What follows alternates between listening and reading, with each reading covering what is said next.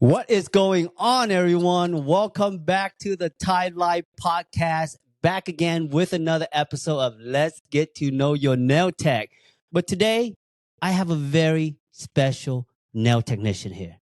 Not just any ordinary nail technician, a brand ambassador, content creator, influencer, but not just that, very genuine and very humble and Thank very you. professional at what he does in the nail industry for the community. Hirsch Hunty. Hi, How are, everybody. how are you I'm doing? doing amazing. Thank you I'm for blessed being to here be today. here. Of course. Thank you for taking the time of your busy day and giving us your knowledge in this podcast. Yes. I want to start by saying I definitely had to take the time out because doing the research behind your podcast and just listening to your viewers and just how genuine you are with your podcast, I really wanted to step on the platform, really help to further engage people and to also like promote kindness, genuinity, and authenticity in, you know, the spectrum of nails. And I feel that you embody that in your podcast. So thank you for having me as a guest, first and foremost. Thank you so much. We love you for what you do in the nail industry.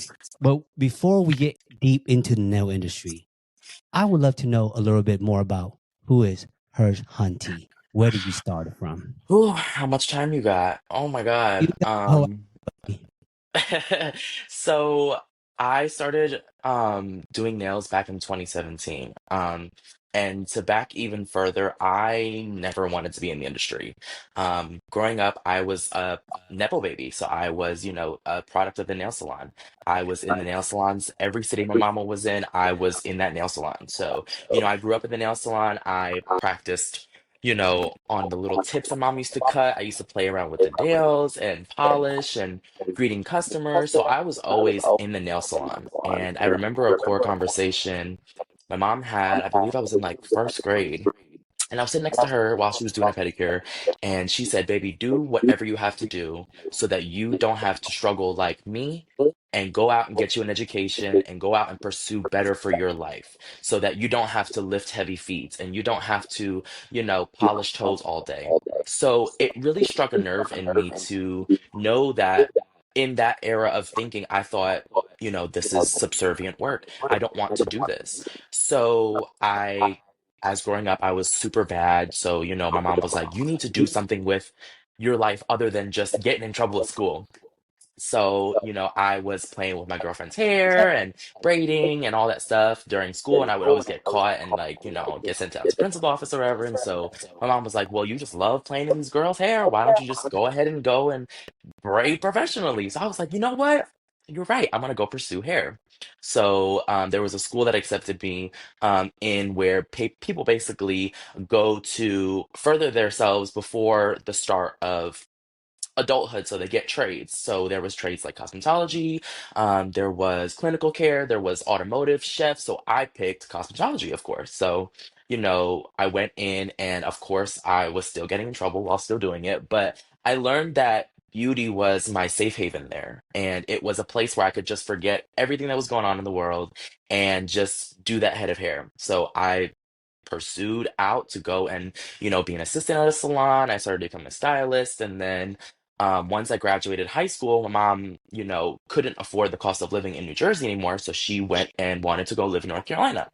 So I moved to North Carolina in a small town, moved with her because what's left of me in Jersey. right. And so I moved to start a new beginning. And when I got there, I noticed that this beach town doesn't really offer much because being from Jersey, you're close to New York, you know the trends, you know what is, up and coming, and you know how to seek stylists who really know how to be fashion forward.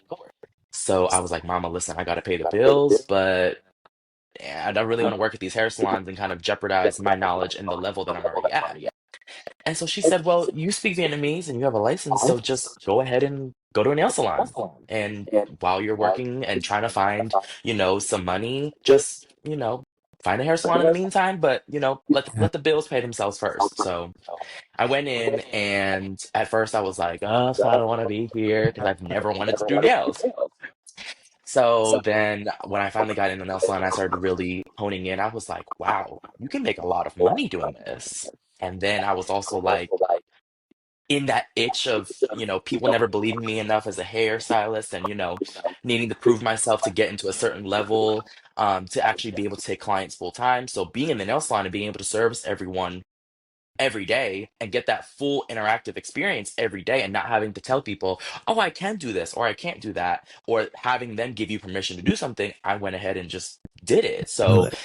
I started to love doing nails. And then I really said, yeah, you can make a lot of money doing this. Yeah, you get to talk to people, interact with your clients. But if you really hone in and practice what you're doing, do a good job at it, and grow as an artist, you can not only grow your income, but you can also grow to reach new goals that you never even thought you could do, and actually make a career out of this. So I spent about probably a year bouncing around salons, going through the drama of a rookie nail tech and just of surrounding salons. And then I finally was at a salon where I really honed in on, doing my own thing, really pursuing my craft, watching videos, learning, and just trying to grow as an artist. And during that next year, I really sparked and blossomed into, a really cultivated, talented artist. And I loved what I did. I was highly sought out in the town. And I was like, you know what? At this point, if I'm the top of the food chain, I gotta move. I gotta go higher because I don't Wow. ever feel comfortable being at the top of anything. I always want some level of camaraderie and, a little bit of competition, So I was Absolutely. like, let me move to the big city. So I moved to Charlotte, and I'm here in Charlotte, and it was a totally different pool. And I was working at a salon, and, people were really nice here after I got all through the, Charlotte up and coming, really like competitive market. I found my salon. I was loving the salon I was working in. Really, really talented artists worked in that salon, and then boom, COVID hit, and I was like, oh, it's gonna pass. It's nothing. I'm very optimistic, so I'm like, oh, it's Me too. nothing. I think like you. I'm like, no, it's fine. So everyone, I'm like doing my last client, and like all the booth renters are packing up all their stuff, and like commissioners are packing up all their stuff, and I'm like, damn, everybody's out here like really panicking. Like, it's gonna be over tomorrow. Like, this is just a snow day. It's gonna be fine. And I was like, no, no, no, Hirsch. Like, this could be shut down for like we don't know how long. We've never even heard of the word pandemic from, I would think I was like 21, 22, and I was like, I never really even like heard of the word pandemic. And so let me just go ahead and pack everything up. So I packed everything up and started doing nails out of my house after a month. I gave it the month to kind of see who got caught first, because the rumors were people were getting caught. I said, let them get out the way first. And then if people really do get caught, I'm not going to do it. But if people don't get caught, I'm going to do it. So I went ahead and did it because my bills needed to be paid. And as an artist working 7 days a week for 3 years, I had the itch. I really needed to do something with myself. And I was going stir crazy. So I invited my clients, my VIP clients, and then they were sitting there, and I was like, wow, I really love this experience. And so after COVID hit, after COVID was over, I came back into the salon, and I was just like, I don't like working with other people anymore, and I'm just ready to like do my own thing. So I Hey, went ahead and opened my own salon suite, and pursued being on my own in my own little room and just running my business. And I've spent so much time complaining about what salons did have, what salons didn't have for me to work with. And once I sat in that room by myself, I really was like, okay, this is a lot harder than stop. people think it is. Yeah. And a lot of people take nail salons for granted. So at that moment, I said, we need to boss up and be able to become the business owner that we want to be and to be self-sufficient. And I've been now on my own, I believe for the past 5 years, on my own in a salon suite, operating myself. And, through working on my own, I've always, looked at, my mom and, my dad for advice. And they're always just like, you're working for yourself, Vietnamese people, you need to open a salon and have everyone work with you. And I'm like, that's not what I want to do, and it's not my passion. And I had so much trauma from working in a salon and being in that fast environment that I loved the slowdown. I loved the one-on-one time, and I loved the customer service that came with it.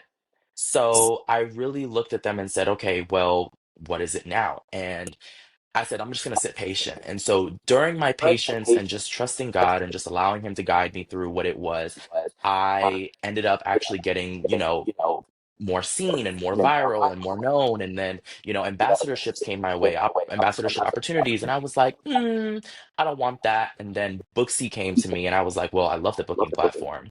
So let me go ahead and, hop on that role. And once I opened that whole door, it was a door that I never imagined I would have opened. I mean, I met the icons that I'm watching on Instagram, teaching me every day in my bedroom till 1 in the morning, while my TV is watching me at this point because I'm asleep, spending hourless time, trying to just learn something. Met these people in a room, and it opened up so many possibilities that we are all the same, and we all have the same goal. And anything that you want to do in the industry is obtainable. So, that led me into, meeting my Booksy family now, and I've really grown to love them, and it has really pushed me as an artist. I went on to compete in North American Star Nail Artist, placed in the top 10, judged at Nail Olympia. So, I mean, the past 2 years for me have really been a moment where I was really able to see the growth and to see myself push myself further, not behind the chair, but beyond that in the nail industry as a whole. And I stand here today as me.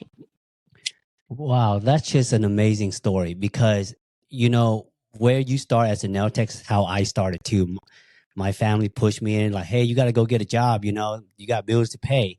Yeah. But just to see how you go from working in you can call it a chop shop, Yeah. salon environment, Hmm. rookie, and then you make this decision where I got to go venture on my own. And then all these things open. I mean, first of all, God is good Yeah. because All the without time. God, you wouldn't, none of us would be here. Hmm. What was the struggle like being a The rookie? struggle was really like, honestly, it was the fact that in a salon, especially when you're young, the problem is that you have elders who want to help you, and then you have elders who want to pick on you. So my issue was, I was raised by two Sagittariuses, so I have Love that. no filter. I'm a Sagittarius. So period. So you know how it is. So, I like to, in the hierarchy of Vietnamese culture and how we have to respect our elders, I gave people grace. I, let them say what they were going to say. I moved accordingly. I was very poised. But at a certain point, I just lost it. And I didn't care if you were 10 years older than me. I don't care if you could have been my grandma. I was laying people out in a salon. And that environment for me was just so fight or flight. That was what I did when I was in Jersey as a kid. Right. I was always in trouble. I didn't have respect for nobody. I didn't care because I thought the world revolved around me. So when I left Jersey, I left that moment because I didn't want to step You back left into your that old self. environment. Exactly. And I wanted to grow me and grow to be a better person. So I definitely had more patience in North Carolina. However, the patience ran thin. And being in that environment was good because I was able to really just concentrate on the nails and my customer service and worrying about being the best that I could be for my clients versus all of the other stuff that was going in the salon. So as a rookie, I feel one thing they don't prep you for is the amount of hard work you have to put in. I feel like nowadays on Instagram, we glamorize it and we glorify it and we're like, oh yeah, it's just working out of your bedroom or doing it as a hobby. But like, me and you, we were in the salon day to day, eating when we could, not eating when it was busy, smelling people feet all day, feet after feet after feet after feet, like, and then never knowing when it was gonna end because you thought you closed at 7 o'clock, but sometimes two walk-ins just came in and now you're here till 9 o'clock if you want to make the money. So the part about being a rookie that I feel people are missing out on now is the hustle and the amount of dedication that it takes to not only grow yourself, but to also put the dedication and the time in to grow your craft and to grow your skill as an artist. What you brought up was very interesting that when you work in like a salon environment, you can't not focus on yourself because you're constantly focused on the next client, the next client. Have you eat? Have you? This is ongoing, and it's to the And then point it's where like, you're just a whose turn is workhorse. it? And like, it's so much that goes on. Right. And it's like, how do you focus on yourself? And I can see why so many nail tech are just hating the industry at one moment. I mean, don't get me wrong. There was a moment where I didn't like to be a nail tech because of that Yeah. hard work that we had to do as a rookie, as coming into the salon industry. Hmm. Now, And it's when like the fact of the matter is like it's the part where you're sitting there at a nail salon. You think you're like, okay, I'm with this client right now. I can concentrate. And then you're like, okay, I'm filing her cuticles. And then somebody in the back is yelling all of a sudden. And then it's like, isn't it then you're crazy? back to this. Then it's like two walk-ins just came in. Then it's just like, oh no, no, no, we need to hurry up. We need to hurry up. So it's like all of that focus just went out the window. So now it's muscle memory. Like, you know what I mean? So now it's like I can't be better at filing the cuticle. Now it's I have to just file the cuticle how I know I filed the cuticle. So Right. it puts you in a state of rush and panic, but it builds muscle memory so that when you do sit down and start to focus, you're able to be like, oh, okay, I got this muscle memory down. Let me focus on something else. So it helps to grow, but it's like throwing like a baby with the wolves. Like it is just go out there and do it or, not survive, one or the other. So does your parents still do they still do nails? So my dad he worked in a factory, so he never did nails. He only did nails for like 6 months, and then he stopped because it was too much. And then my mom, she did nails from like when I was young, young. The Wow. earliest memory I could have was her doing nails. But when we That's moved to so North Carolina, she worked in salons, but the environment was just too much. And it was upsetting me, the things that were going on in the salon. So I told her just take a break. And, looking at her, watching her at the salon when I would come by and visit, I noticed that her eyesights weren't like 1,000,000% great. It could have been better. So I was like, just chill out and just relax. So now they're both retired, which is good. Oh, I'm so glad to hear that. And Yes. with your this crazy thing that I've been seeing you doing is you got this award in Chicago. Yes. Can you In tell us Baltimore. in Baltimore? I'm sorry. Can you tell us about this event and how did your name get involved in this event? Because for me watching through my screen, I'm like, oh, this is cool. But the question I have is like, how do they get themselves up there? So So they had reached out to me, and um, I'm so spam petrified. For anybody out there who is spam petrified, yes, that's me. So I'm always like, I've been scammed before by people being like, "Oh, we're gonna work New York Fashion Week," and so now when an email comes in, like, and it's opportunity that I like or I hear about it, I always wait for the follow up. So if they're not verified through the email of, a link I can click or something like that, I just let them, run another one back. So then I think, oh, maybe this is true. So they reached out to me, and at first I was like, this is spam. And they sent another email, and I was like, this is spam. And then my girlfriend Kiki, Creations by Kiki, reached out to me and was like, are you going to the event? And I was like, oh, it's not a scam. I was like, okay, okay, okay. So then I was like, okay, let me read the email and take this seriously. So when I looked at it, I was like, oh, this is great. Like, it's a Nail Excellence Award where we're honoring people who are trailblazers and people who have put in the work, people who are in the spotlight right now to be able to just give back to that form of the industry. And so, I started to go about it. I was demoing, I was at the award show, and it was just an amazing um, collaboration with a lot of the trailblazers, people that I've never met before but wanted to meet. And just being able to have companionship and fellowship with each other, really being able to be honored in that moment was so beautiful because as nail techs, we're not really always honored, and correct. it's, like I forgot what magazine, I believe it was, don't quote me, it's one of the big magazines. And they actually took off nails for the entire bio of each model and pick. Wow. So nails aren't even like honored anymore. We're not even recognized anymore in a lot of these high spaces. So to be able to have such an environment where I could go and be recognized as an artist, it really had a huge impact on me. And to be able to see other artists being recognized and have your flowers said, maybe all this hard work that we are doing is really paying off because somebody does really see it. That is so cool. And Yeah. how was your mom hearing that you got recognized? She was like, my mom is always just so nonchalant. She's like, good. I'm like, okay. Like, but like, what do you think? She's like, it's pretty good. Like, I'm glad, because you're doing the thing. And I know through the way that she speaks and how she speaks is she's always so proud of me, but she always hates for me to dwell in the moment. She's like, no, no, no, keep going. Because she doesn't want me to sit in the moment and dwell on it for too long. She wants me to remember that, yes, this is a great thing. However, I need to keep pursuing to chase what's next. So she That was proud of me. She was super proud to see my face up there. So I was definitely happy to know that she was proud. Well, as an in the nail community, we are very proud of you because you are Thank really you. stepping it up and representing. And Thank you. being a nail tech, everybody has to go through like the rookie phase. It's like once you get your license and once you start, what advice can you give these new coming in as a nail technician and where they have to go to a nail salon and look for a job and they don't expect like, oh my God, I gotta be fast. I gotta do this. I can't say no. I mean, Yeah. what advice can you prep them just because you were not prepped? You just No. got thrown into the jungle. Yeah. Honestly, everybody's walk through life is differently, and everyone's walk through their career is differently.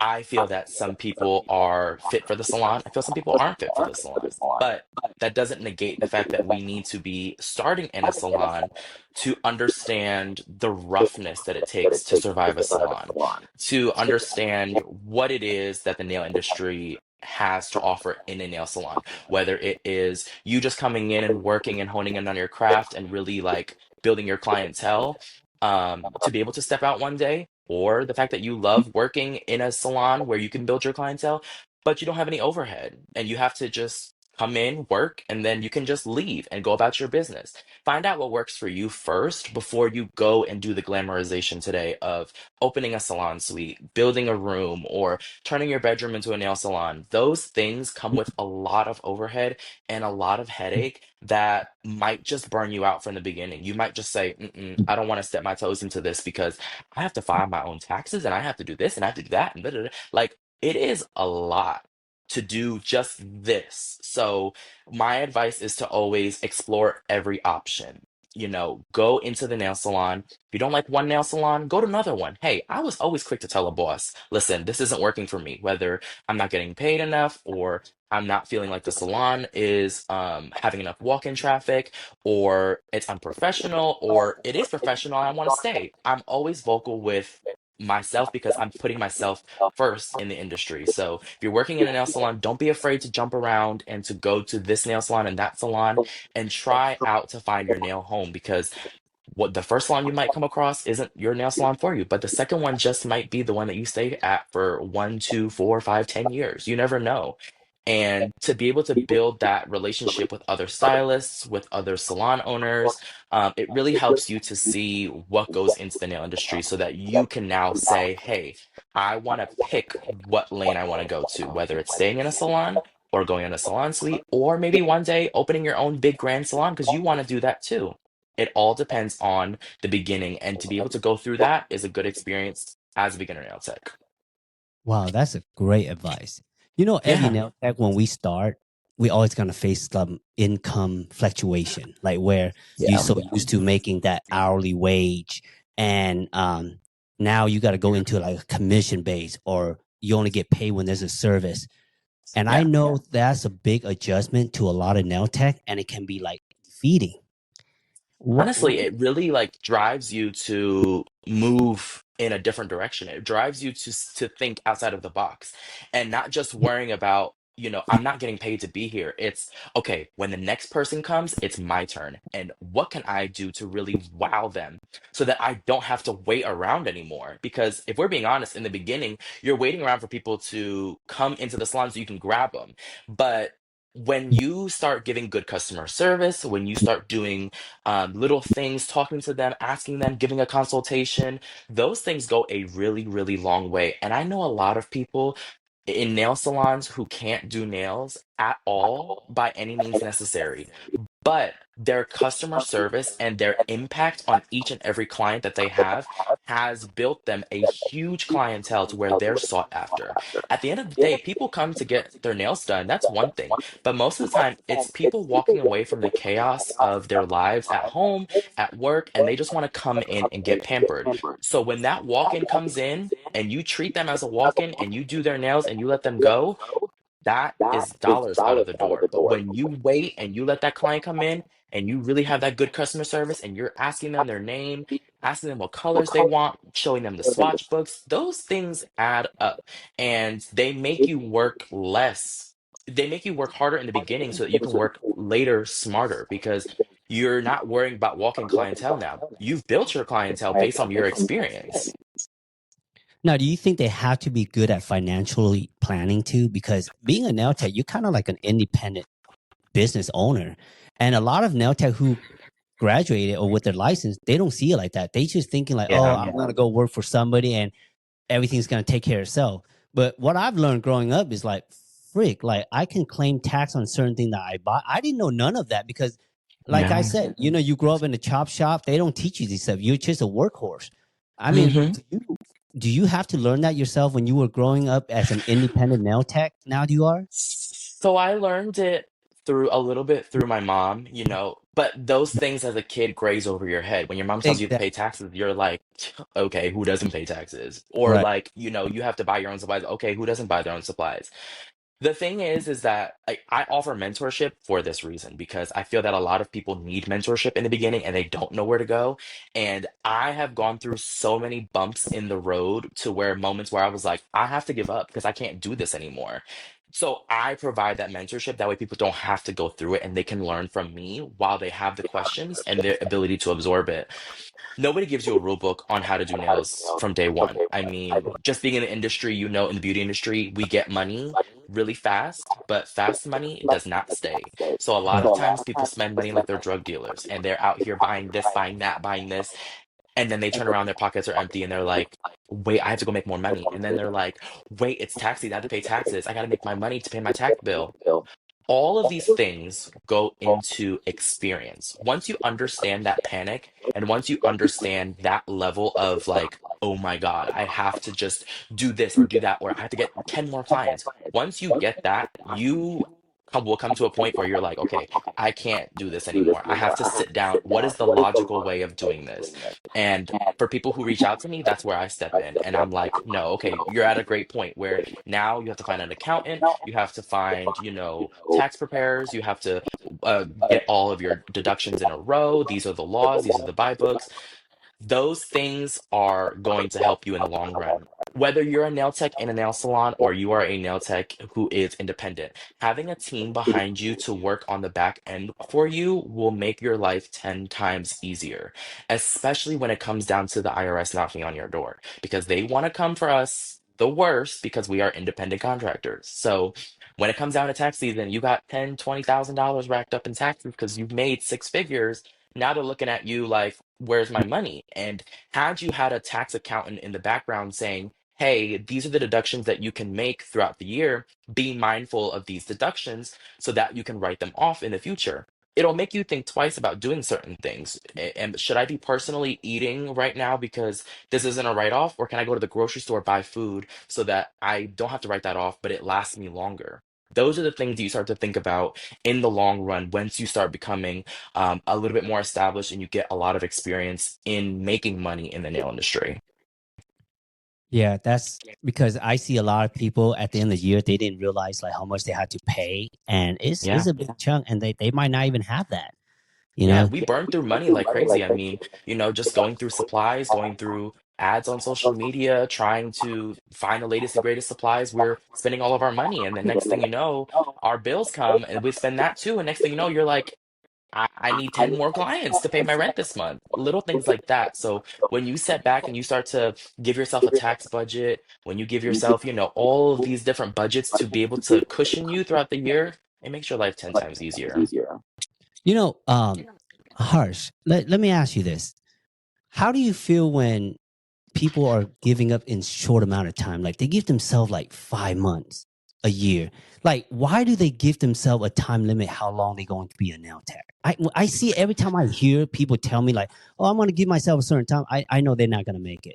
I just know because who does that? I'm glad you said that because I think the same way. I'm like, I'm glad you're setting yourself a time limit right now because it's showing me that you're not here for the long run, so I don't need to invest in you. I'm sorry. It needs to be said. I think in this generation, especially my generation and the generation before mine is even worse. But for our two generations that are coming up recently, we have a problem with instant gratification. And what I mean by that is I want to open my phone right now and just get drowned out by social media. Boom, I can do that. I want to go to the store and I don't want to go to the store. I'm lazy right now. I'm going to Uber eat something to my house. Instant gratification. We want it, it has to happen now. So we're not able to see the growth and the long-term effects of investing in something, putting in the work and the patience to be able to go out and get what we want. We want it today. We want to become, Min Tai and Hirsch Hunty tomorrow. And that's just not how it works. And that's why I'm glad you asked me to be on this platform, because I want somebody out there, whoever is listening, to understand that when you see the glamorization on social media and you see what we do on a daily basis, that is 1% of the work that we put into this industry. Yes, a lot of people make their money on content creation and social media and things like that, but working day to day in all aspects, whether you're servicing clients or not, it takes a lot of hard work. I've been in this industry for 8 years, and that's starting out at 18 as a rookie nail tech until 26 at this point, to where I finally feel like I can challenge myself to compete next to some of the biggest icons in the industry, and showcase my work next to them.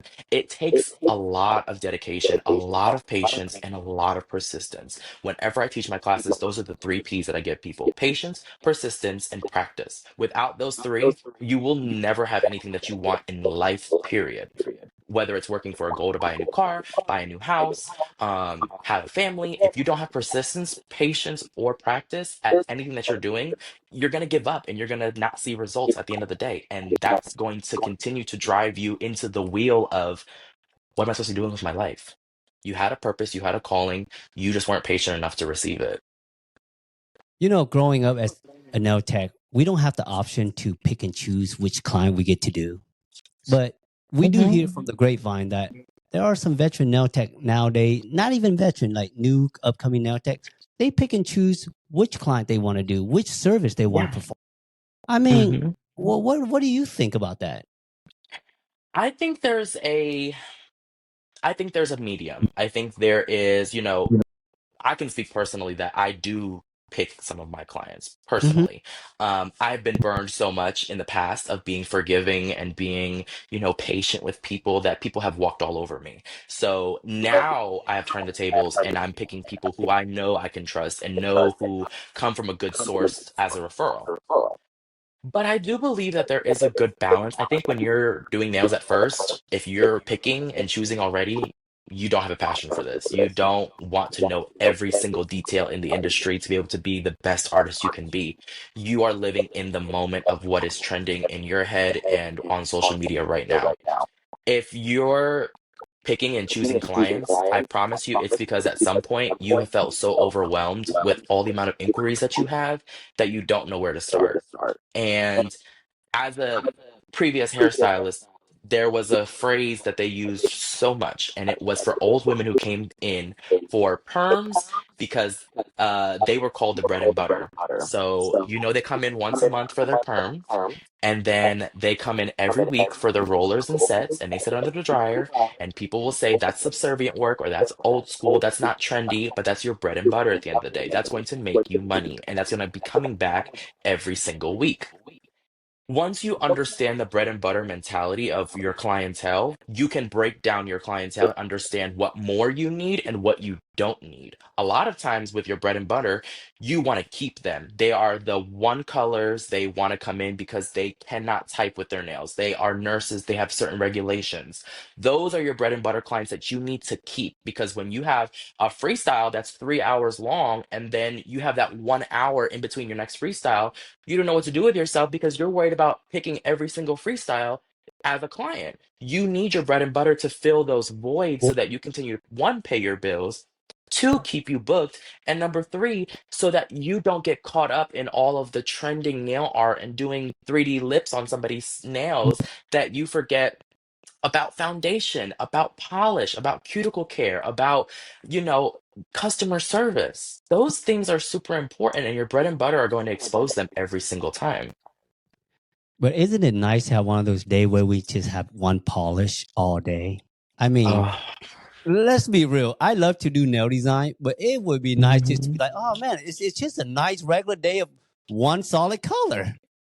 I kind of love, like, especially being like a fancy nail tech. I just love being able to come in at the end of the day and my client comes in and I'm like, I know she doesn't want a lot. And I'll be like, so what do you want today? And then Right. she's like, oh, I just want this one color and this one finger design. I'm like, oh. perfect. So I can just chill and relax, and it's not And this talk. like it's not this demanding cloud over your head of like, okay, she's going to the Chris Brown concert and she needs to do this and she's wearing this and she's wearing that.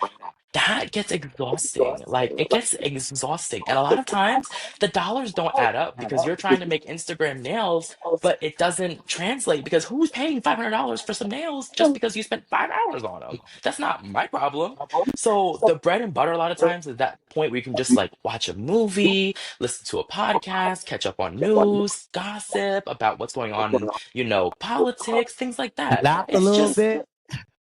just chill, and just relax. Have a little wine for your client to relax on, sip on. Those are the moments where you're really just able to be like, okay, I can really hone in on my cuticle care, my filing, my shaping, how's my retention. Those are the moments where you really reflect back on your work. But in those crazy freestyle moments, you get lost sometimes and you worry about too much of the end result versus what's going on inside of the set. I agree with you. And you make a good point. Yes, in the beginning, you can't pick and choose what client, but you're right. The more I do now, it's like I want to pick and choose what client I want to keep because Yeah. you have to deal with a lot of bullshit, and you don't Yeah. want all the bullshit coming at you. Yeah, and especially in the nail salons, there's like a hierarchy in traditional nail salons too. If you only do manicures and pedicures, you only do manicures and pedicures. But once you start proving yourself to do acrylic, you see that as you're bending over scrubbing somebody's feet all day, jumping back and forth to get carts and all these things, somebody's sitting at the station doing acrylic all day. They haven't moved. And they get to just be lackadaisical, doing their fills, and clients come to them. You start to see that and you're like, wait, I want to do that. So if you're able to grasp yourself into that, there's a hierarchy. So if you're able to choose, it's because your skill set and your patience and your practice has paid off to where you can learn a new craft. But if you haven't gotten there yet, then you're still stuck where you are. And you can't just say, I'm only doing gel pedicures and manicures. You don't have that option because you can't do everything that a walk-in would want. If a walk-in wants to walk in and say, I want acrylic nails and a pedicure, you're stuck on the pedicure because you only know how to do manicures and pedicures. But if I do acrylic, I can say, hey, I want to do that pedicure today because she's my client. Once you get to the rite of passage to pick and choose, by all means, be a diva and pick and choose. But if you don't have that rite of passage and you haven't earned that yet, you should have no qualms about picking and choosing anybody. You should be grateful for every client that you get to service in that day because you can, one, practice to hone a skill down, and two, seek out new clients to be able to do bigger and better things. Or your clients now can push you to start doing more. So picking and choosing is it's a thorn bush because I hate talking about it, but I love it because it's a thing that You we see so much on social media. Yeah, and you earned it to be able to pick and choose Yeah. what you want because you work hard for that, and like, hey, Yeah. they're a certain type of personality that I don't want them to sit on my station, and period. Yeah, beggars can't be choosers at the end of the day. And now when I do choose my clients, the reason why I'm so specific about it is because I do sit in a salon suite setting to where it's just me and you. So a lot of times I don't necessarily want somebody with bad energy. I know you can't be like, hey, what's your energy like when the client comes in? But once they come in, a lot of times we forget as nail techs is that hairstylists and lash artists and estheticians, they have it easy because they just get to touch something on them and pamper them. But they forget that as nail techs, we hold each other's hands all day, all night. That's what we do as our job. We hold hands. So as you're spewing all this bad negative energy out of you, you're pouring it into me and I'm absorbing it. And I have to go home at the end of the day and sit with myself and say, I feel kind of icky and I don't know why. It's because you've been sitting here absorbing all this bad energy from Rhonda and Michelle. That's why. So picking and choosing comes at a leisure for people who have gone through it and put in that work to know how to service people who have bad energy and give them good customer service. But nowadays, I'm really like specific about the energy that I keep in the room because I'll be damned if I'm sitting in a room with you for 3 hours and we don't like each other. That's not going to be a thing. I don't care how much money you're paying me. I can't do it. So, I get excited when I learn new stuff. I'm like, oh my Hmm. God, I've learned this new. And then you share to this nail tech and they're like, brush it off. They think it's like nobody wants it. They don't want It's to like, learn. How do you Yeah. feel about that, man? Like I see a lot of that, especially older generation now tech. And I feel I bad for think them. it's, yeah, I mean, I really think it's, as a now an adult and as a kid, I kind of was sat back in the salon and I was like, you're grumpy. Or what side of the bed you wake up on today? But now as an adult, I understand that that is you delivering a message that's delivered back to you. So when you want to share your passion with somebody and they're not passionate about it, just know moving forward, that's not the person you share your passion with, nor do you share your dreams and aspirations with, because that person will prey on your downfall or pray that you stay where you are. But when you finally get to talk to somebody who understands your passion and at least has a little bit of encouragement and excitement, those are people in your corner. And as you grow older, you want people in your corner. Life is lonely. So once you're sharing your passions with somebody and they really feel that level of enthusiasm that you feel, or a simple level of enthusiasm, just know that that person might have your best interests at hand and that you should continue to share your revelations with them because not everybody has your best wishes at hand and you shouldn't be sharing everything, even if it's just, hey, look at the design I did today. Some people can make you feel like that's simple. But to me, that was crazy and extravagant. And it took me so much thinking and time. Be patient with and particular about who you share what with. People always wish that food sets was $35 in like 2000. Believe that the nail that we are charging right now is still super cheap, way below And because of how people ruin the yeah, market based on price versus service. yeah. Talk to me So about that. in this Vietnamese culture, we have a phrase called phá giá, and phá giá Yeah. literally means to disrupt a price. So then there's a saying of phá giá là phá nghề. So once you disrupt the price, you disrupt the industry.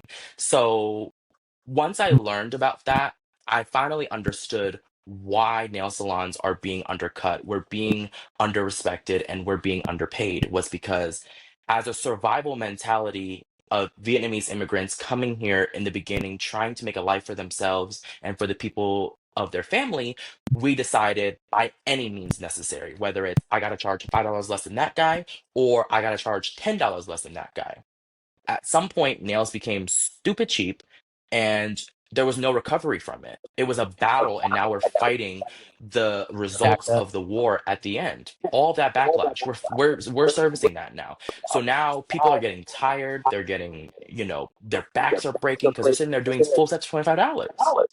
And thank God for gel polish because I feel like gel polish came as like, the vaccine. Like, here you go. Here's a lifesaver for you guys. So, gel polish was our first step in really being able to re-increase the prices based on something.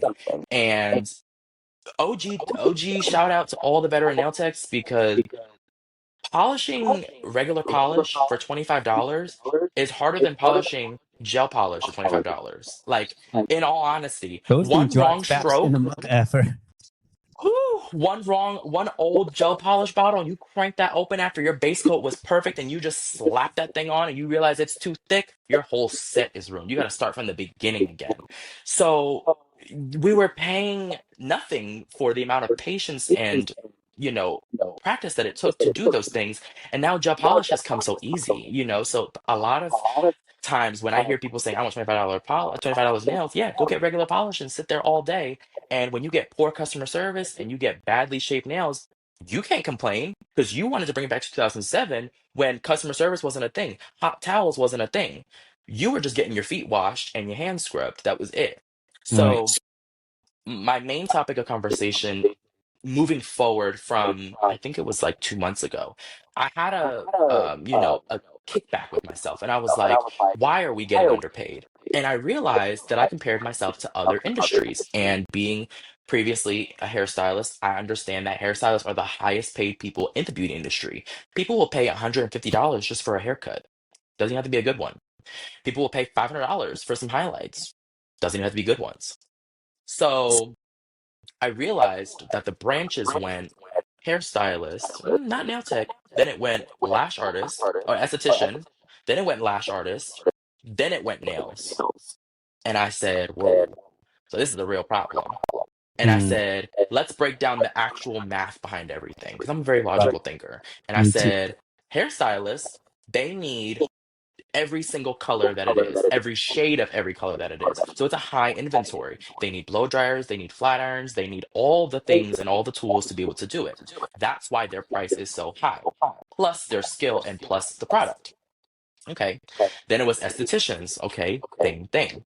And then it was lash artists. And I said, and this is not to step on any lash artists, but when you think of an inventory of a lash artist, you think about 16, 18, 20, 22-inch lashes, all the same color. And then you think about wands, you think about the wash, the brush, the soap. And the list is probably not entirely too long compared to a hairstylist or an esthetician. And then you think about a nail tech, and it's like, I have to have every single shade of brown there is because God forbid I don't have that one shade of brown that my client wants. Now she's thrown off and she feels like she wants a whole different design because it It doesn't didn't meet the match your aesthetic that skin. she thought about. Hello.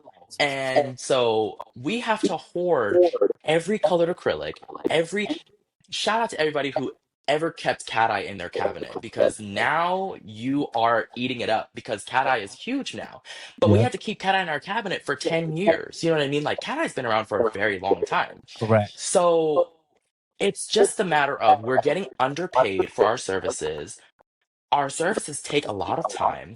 We're sitting there breaking our backs, smelling chemicals, and we have to keep so much inventory, but we're still underpaid compared to other avenues of the beauty industry. And that's why I still look back and I say, when I charge somebody for a set of nails and it's $250, $300, I don't blink my eyeballs because we need to step it up as an industry and stop feeding into the cutting of the prices, keeping nails on sale, all of these things. Those things drive me crazy. And I get it. It's a skill tactic, it's a marketing tactic to get clients in the door. But it's ruining our growth that we're continuing to grow. Because if Absolutely. we all continue to grow in a positive manner, to charge what we are worth, to charge for our quality products that we're using, at some point we can stand next to or below hairstylists in my lifetime. Hopefully I get to see that. But at the current pace where we're still, giving nails for sale and giving nail art for free, those things do not benefit anybody. They always hurt you because once you give one thing for a discount or for free, people start getting hungry and they turn into savages and everybody wants everything for free or a discount. And that's where the problem is. Well, that is why I'm so excited that, you are setting a new path for the nail industry. And not just you, there's a lot of content creator out there. There's a lot of new generation nail tech who are really setting a better tone for the nail industry, competing through service, not through price. Yeah, And that's very exactly. powerful. And we need to push that more because, like you mentioned, why is the nail industry is so low? I always compare myself with the massage industry. They charge $70 for an hour. Sometimes doing a set of nail, it surpasses an hour, but we have to talk. We have to like entertain them. We have to listen. It's like Yeah. there's so much involved, and we're only charging like low $60. Yeah. Ridiculous. And like even waxers, waxers, you get a bikini wax and it takes you what, 30 minutes to get a Yeah. bikini wax, and they're charging you like $65. Yeah. That's $130 an hour. Like That's they're crazy. making more than we are. And we're sitting here like laboring, breaking ourselves with all these chemicals, like and everything that we have to do. And it's like, why can't we at least be on the same level as them, if not higher? I think nails has taken such a toll in the survival of, immigrants building their American dream. And I applaud everyone who built their American dream fresh off of the boat into this country because Vietnam is a hard place to live. Yeah, And if you came to America and built yourself, absolutely so should be so proud of yourself. absolutely. But it was at a cost. And it is the cost that we are now reaping now that we have to fix. And And we have it to is our duty as the new generation and new up and coming artists to be able to have to set our standards a little bit higher, take a little bit less of the beat down and battle that people had to take back in the day, and to be able to elevate our industry to a higher standard to where everyone is talking about us and everyone requires their nails to be done. And just like everybody needs their hairstylist, everybody needs their lash techs and their makeup artists, they always give credit to those people, but nail artists are always the last to get mentioned. But we are sometimes one of the hardest working people in all of it. That's why I represent. That's why I use my channel to give all the nail tech a voice. And you mentioned you That's were right. doing mentor. Can you let the viewers know how they can get a hold of you and reach out to you to be Definitely. about you? DM me, email me. My email's in my bio. You can DM me. I personally offer mentorship, just because I feel that people need mentors and people don't know every answer. And if I can help in any way that I can. And I'm an honest mentor, so if I don't know, I can lead you elsewhere, or I can help provide you another mentor. But I give mentorship where I have experience in it and I can actually help and grow somebody as an artist. So shoot me a DM, shoot me an email. Either way, I'm there. One last advice you can give to the nail community. Ooh, one last advice I could give. There's so many. To anybody who's up and coming, remember the three P's of practice, patience, and persistence. Persistence will carry you the longest. Practice will help to guide you, and patience is going to fuel all of the three. So when you are up and coming, I definitely feel like if you have those things, you are able to grow in the industry and you're really able to see the fruits of your labor. Um, and as the nail community as a whole, I feel stay strong and continue to, work through it, find new ways to make more money in this industry, especially during these times where, you know, beauty beauty takes a toll because of the economy and because of the industry and just things that are happening around us. Stand strong, stand firm. This will pass, and find ways to just reinvent yourself and make a little bit more money to fuel your dreams and fuel what you got going on. Wow. Hirsch, thank you so much for your time. Of course. Thank I you. really appreciate this conversation, the way, and I would love to invite you back for another episode on Let's Get to Know Our Nailtech. Would that be okay with you? Let's do it. Of course. I think 1 hour is really not enough for us to get to know who you are and get to dig more of your knowledge. Yes, of course. And I feel that we just also have such a good rapport with each other that we're just able to just free flow and feel comfortable with each other. It was amazing. So. I really enjoyed it, and I know the fan really enjoys it too.